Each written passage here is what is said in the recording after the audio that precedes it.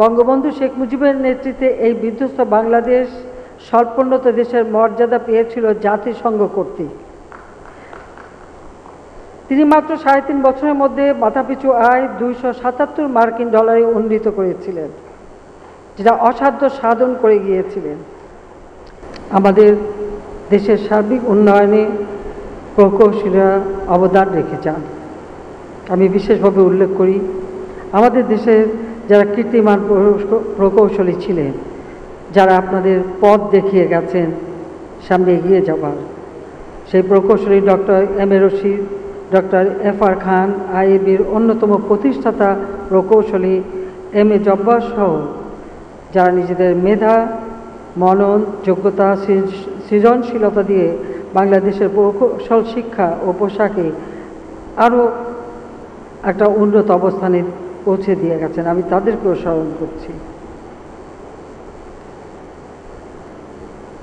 যুদ্ধবিধ্বস্ত দেশ যখন জাতিপিতা গড়ে তোলেন তখন আমাদের সীমিত শক্তি ছিল।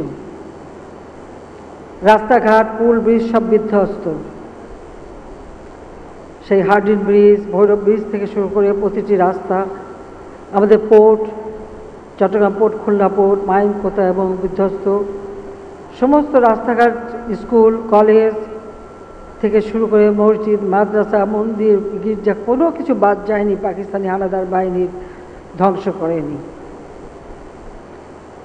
আমাদের প্রকৌশলীরা জাতির পিতার নির্দেশে অতি অল্প সময়ের মধ্যে সেই বিধ্বস্ত রেল সেতু, সড়ক সেতু, রাস্তাঘাট সব কিছু একে একে গড়ে তুলেছিলেন।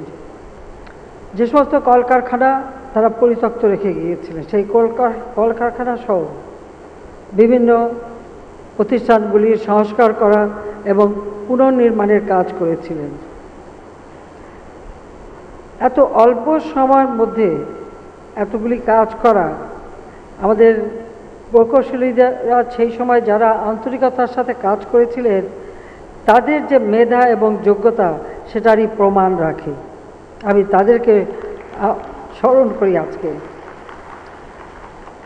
৭২ সালে জাতির পিতা বঙ্গবন্ধু শেখ মুজিব যখন ক্ষমতা হাতে নেন তখন বাংলাদেশের জনগণের মাথাপিছু আয় ছিল মাত্র $৯৭ মার্কিন। মাত্র ৩ বছরের মধ্যে